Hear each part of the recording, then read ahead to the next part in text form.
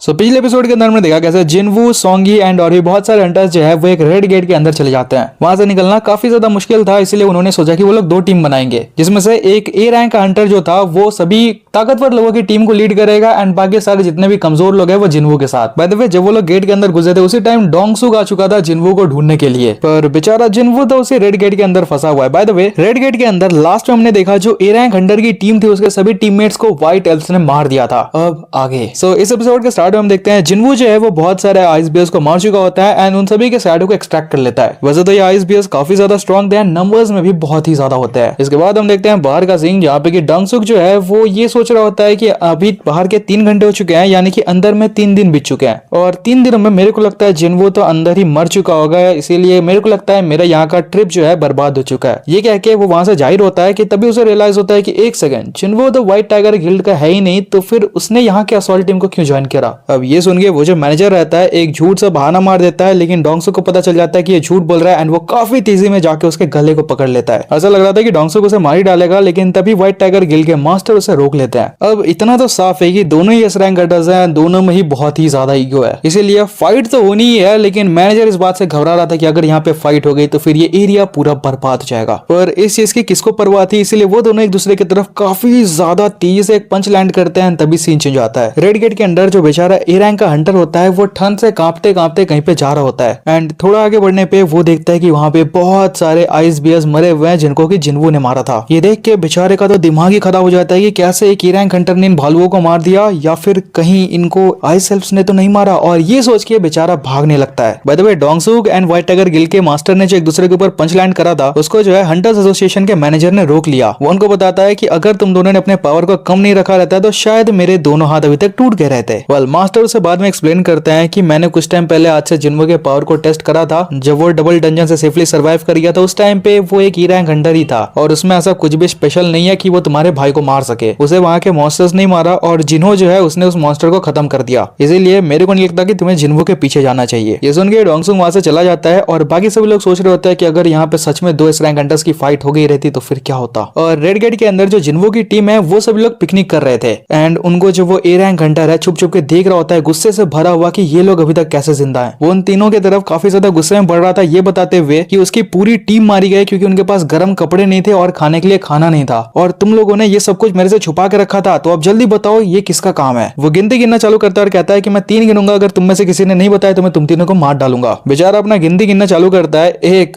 2 3 और जिनवू उसके सिर पे एक टपली मारता है और कहता है 4। जिनवू उसे बताता है कि तुम्हारी टीममेट्स तुम्हारी वजह से मारे गए और 1 सेकंड तुम लोग जो यहाँ छुप के बैठे हो, तुम्हें क्या लगता है मैं तुम्हारे प्रेजेंस को फील नहीं कर पा रहा हूँ? चलो अब छुपने की जरूरत नहीं है और सामने आ जाओ। ये सुनते ही भाई आइस डेमंस जो है, जो आइस एल्फ्स होते हैं वो सामने आ जाते हैं। जो सभी आइस एल्फ्स का बॉस था वो सामने आ जाता है कि चलो इन सब में से कोई एक बंदा तो है काम का, बाकी सब तो कचड़े हैं। इसका जवाब देते हुए जिनवू कहता है यहाँ पे कचड़ा सिर्फ तुम हो और कोई नहीं। ये सुन के सभी लोग जिनवू के टीममेट्स और जितने भी आइस एल्फ्स थे सभी सरप्राइज हो जाते हैं कि आखिर ये हमारी भाषा समझ कैसे पा रहा है। भाई जिनवू खुद कंफ्यूज हो जाता है कि मैं कैसे समझ पा रहा हूँ, और फिर उसे रियलाइज होता है शायद सिस्टम की वजह से। वेल जो आइस एल्फ्स का लीडर होता है वो अपने सोल्जर को इंट्रोड्यूस करा रहा होता है कि ये इंसानों को मारने में एक्सपर्ट है और ये तुमसे फाइट करना चाहता है। इतना सुनते ही जिनवू जो है तुरंत ही उसके गले को उड़ा देता है। ये इतना ज्यादा फास्ट था कि किसी को कुछ समझ ही नहीं आया, कोई कुछ देख ही नहीं पाया आखिर हुआ क्या। फिर तुरंत ही जिनवू जो है उनके लीडर पे अटैक करता है, बट पता चलता है कि उनका लीडर तो सच में काफी ज्यादा पावरफुल है, साथ ही साथ वो जिनवू से ज्यादा फास्ट भी है। वो आइस एल्फ जिनवू को कहता है कि हाँ अब मैं समझ पा रहा हूँ, तुम क्लियरली कोई इंसान तो नहीं हो, क्योंकि हम जैसे मॉन्स्टर के कान में हमेशा ये एक आवाज गूंजती रहती है कि इंसानों को मारो, इंसानों को मारो, पर जब तुम मेरे सामने खड़े हो तो फिर ऐसी कोई भी आवाज नहीं आ रही, मतलब तुम इंसान नहीं हो। जिनको सोच रहा होता है कि ये कैसी आवाज इन लोग को आती है, ये तो बिल्कुल सिमिलर है सिस्टम से, जैसे सिस्टम का ऑर्डर हो। फिर आइसेल जो है वो जिनको के सामने एक ऑफर रखता है कि हम दोनों को लड़ने की कोई भी जरूरत नहीं है, काम करते हैं हम दोनों साथ हो जाते हैं एंड जितनी भी ये ह्यूमन प्रजाति है इन सबको खत्म कर देते हैं, इसके बदले में मैं तुम्हारी जान बख्श दूंगा। तो बताओ कैसा लगा ऑफर। तभी ये जिनको से पूछता है कि एक बात बताओ तुम कौन हो और तुम्हारे कान में वो आवाज कैसी आती है। जैसे ही आइसेल्फ कुछ कह पाता बेचारा ग्लिच हो जाता है एंड दोबारा से सेम चीज को रिपीट करना चालू करता है। आइसेल्फ कह रहा होता है तुम हमें ज्वाइन कर लो, हम ह्यूमन प्रजाति को खत्म कर देंगे और अगर तुम ऐसा करोगे तो फिर इसके बदले मैं तुम्हारी जान बख्श दूंगा। तो बताओ कैसा लगा मेरा ऑफर। जिनको समझ जाता है कि यहाँ पे कुछ ना कुछ तो गड़बड़ है, इसलिए वो रिफ्यूज कर देता है कि भाई नहीं चाहिए तुम्हारा कोई ऑफर। देन आइसेल्फ कहता है अच्छा तो तुम मेरे एनिमी बनना चाहते हो, यानी फाइट करना चाहते हो, एक बार मेरे पीछे तो देखो भाई, हमारे पास पूरी सेना है, नंबर्स में तो हम तुमसे बहुत बहुत ही ज्यादा है। एंड जिनवू कहता है नहीं, शायद मैं तुमसे नंबर्स में ज्यादा हूँ, और भूतों की पूरी टोली आ जाती है, आई मीन शैडो की पूरी टोली आ जाती है। बाय द वे यहीं पे होती है क्रांति स्टार्ट, यानी कि दोनों के बीच में वार चालू। दोनों एक दूसरे की तरफ बढ़ते हैं एंड बहुत ही अच्छा खासा डैमेज दे रहे होते हैं दोनों एक दूसरे को। बाकी जितने भी हंटर्स थे वो लोग अपनी जान बचा के भागने में लगे थे कि इनके वॉर में हमें तो शामिल नहीं होना, हम कुछ भी नहीं कर पाएंगे। लेकिन जब वो लोग वहां से भाग रहे थे तभी कुछ आर्चर्स उनके ऊपर एम करते हैं और जिनवू तुरंत ही उनके एरो को पकड़ के तीनों को खत्म कर देता है। जिनवू एक चीज रियलाइज करता है कि जैसे जैसे जिनवू के सोल्जर्स मर रहे हैं उसकी एमपी यानी कि माना पावर काफी तेजी से घट रही है। हालांकि इसके ओपोनेंट जो है वो अगर मर रहे हैं तो फिर खत्म ही हो जा रहे हैं, लेकिन जिनवू की एनर्जी भी काफी कम हो चुकी है। तभी आइसेल्फ का जो बॉस है वो जिनवू के ऊपर हमला कर देता है और जिनवू मनी मन सोच रहा होता है कि अगर मैं इग्रीस को अभी बुला भी लूं तो भी शायद मैं इससे नहीं जीत पाऊंगा। अगर मुझे इसे हराना है तो फिर और भी पावरफुल सोल्जर्स की जरूरत पड़ेगी। जो आइसेल्फ होता है वो उसे बताता है कि उसका नाम है बारूका, और जिनवू से वो नाम पूछता है तो जिनवू भी बताता है कि भाई मैं हूँ जिनवू, सांग जिनवू। तुरंत ही वो लोग एक दूसरे के ऊपर हमला करना चालू करते हैं और जिनवू जो है काफी कमजोर दिखाई पड़ रहा था उसके सामने। हालांकि जिनवू के पास कुछ अलग पावर्स थी, जैसे कि अपने ड्रैगर को गायब कर लेना और फिर तुरंत ही अपने हाथ में वापस से ले आना। जिनवू अपने जितने भी ट्रिक्स को यूज कर सकता था वो कर रहा था, बट स्टिल भाई उसकी पिटाई हो रही थी। जिनवू को एक बहुत ही तेज लात पड़ती है और वो दूर जा फेंकाता है, बट तभी वो अपने मैजिक का यूज करके आइसेल्फ के ऊपर एक आग का गोला गिरा देता है जिससे कि उसे काफी ज्यादा डैमेज पहुंचती है। उसी टाइम हम देखते हैं जो ए रैंक का हंटर था वो भी भाई बेहोशी से उठ चुका था, और उठते ही वो सोच रहा होता है कि इस जिनवू को तो मैं नहीं छोड़ूंगा, और वो अपना स्वॉर्ड उठा के काफी तेजी से जिनवू की ओर बढ़ रहा होता है। और वो आइसेल्फ भी उस आग से बच निकलता है एंड वो आगे से जिनवू की तरफ बढ़ रहा था। पर यहाँ पे दिक्कत की कोई बात नहीं है, क्योंकि जिनवू अपने दो सबसे बेहतरीन शैडो सोल्जर्स को बुला लेता है। पहला इग्रेस जो कि किम चुल यानी कि ए रैंक हंटर को संभाल रहा था, और दूसरा आयरन आइसेल्फ को संभालने के लिए। इग्रेस जो है वो एक ही झटके में किम को खत्म कर देता है और जिनवू उसके शैडो को भी एक्सट्रैक्ट कर लेता है। आयरन बहुत ही ज्यादा पावरफुल होता है और लिटरली उसने आइसेल्फ को भी पीछे धकेल दिया। आयरन बेचारा आइसेल्फ के ऊपर नॉन स्टॉप वॉर करे जा रहा था और आइसेल्फ को लगता है कि आयरन काफी ज्यादा स्लो है। वहां पे लिटरली तबाही मच चुकी थी। बाकी के सभी हंटर्स यही देख रहे थे कि आखिर यहाँ पे चल क्या रहा है, कहीं वो सपना तो नहीं देख रहे। जब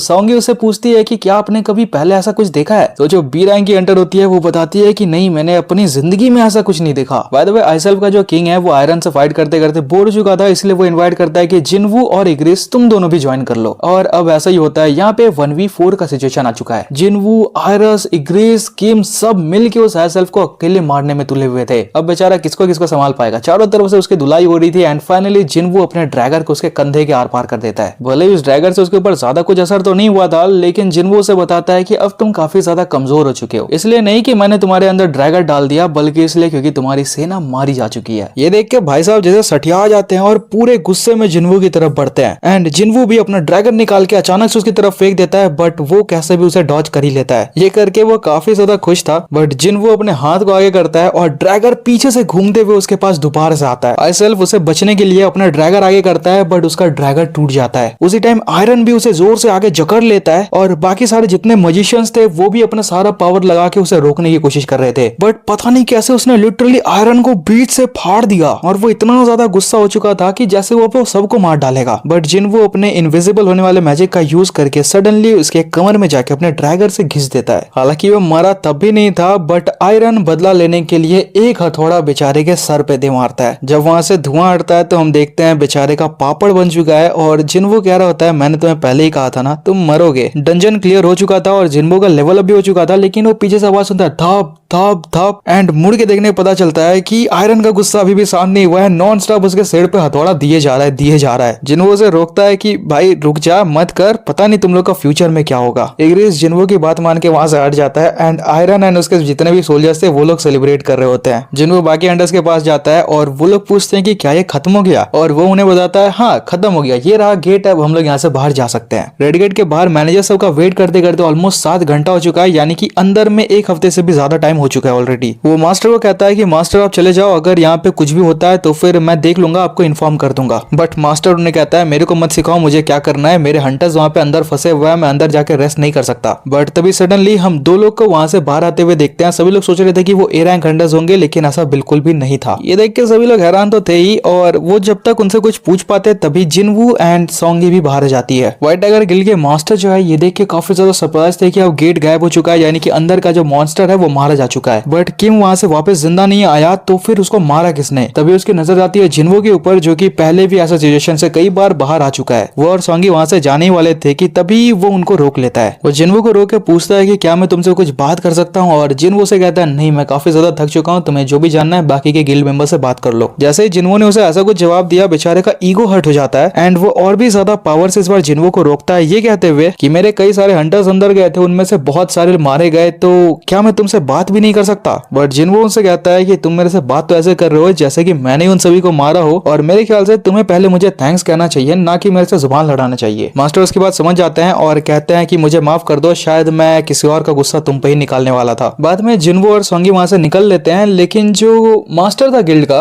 वो बाकी हंटर से पूछता है कि एक बात बताओ, इसका मूड इतना बिगड़ा हुआ क्यों है। और वो हंटर उसे जवाब देते हुए कहती है कि पता नहीं, जब से इसने बॉस को हराया ये काफी ज्यादा गुस्से में है। मास्टर समझ जाते हैं कि शायद ये फाइट करके काफी ज्यादा थक चुका है, इसीलिए गुस्से में है, और वो अपने मैनेजर को ऑर्डर कहता है कि मेरी एक बात सुनो, इस बंदे को कैसे भी करके हमारी गिल्ड के अंदर ले लो। वेल, सोंगी को घर पे ड्रॉप करने के बाद सोंगी उसे थैंक्स कहती है, और जिन्वो जब ड्राइव करके अपने घर जा रहा होता है, वो सोचता है कि अंदर से मेरे को सिर्फ एक ही चीज काफी बढ़िया मिली, जो कि थी उस हाई सेल्फ की ड्रैगर। और वो मनी मन ये भी सोच रहा होता है कि वो मेरे से काफी ज्यादा पावरफुल था, और शायद यही रीजन है जब मैं उसके शैडो को एक्सट्रैक्ट करने की कोशिश कर रहा था तो फिर ऐसा नहीं हो पाया। मतलब अभी तक मैंने जितना भी जो भी काम किया ये सब बर्बाद हो गया। बाय द वे, अगले दिन जिन्वो अपने फिर से कॉन्ट्रैक्ट को पूरा करने में लग चुका था, यानी कि जिनो के साथ डंजन्स क्लियर करने के काम पे वापस से लग चुका था। बट इस बार जिनो समझ जाता है कि फालतू कॉस्ट्यूम्स नहीं पहनना, वरना जिन्वो को गुस्सा आ जाता है, इसीलिए वो कुछ नॉर्मल डिसेंट सा इस बार आर्मर पहन के आया था। तभी जिन्वो बताता है कि हमें एक और इंसान को पिक करना है, एंड हम देखते हैं कि सोंगी भी गाड़ी के अंदर बैठी हुई रहती है। खैर, सोंगी और जिन्वो एक दूसरे का हालचाल पूछ रहे थे, और ये देख के बेचारा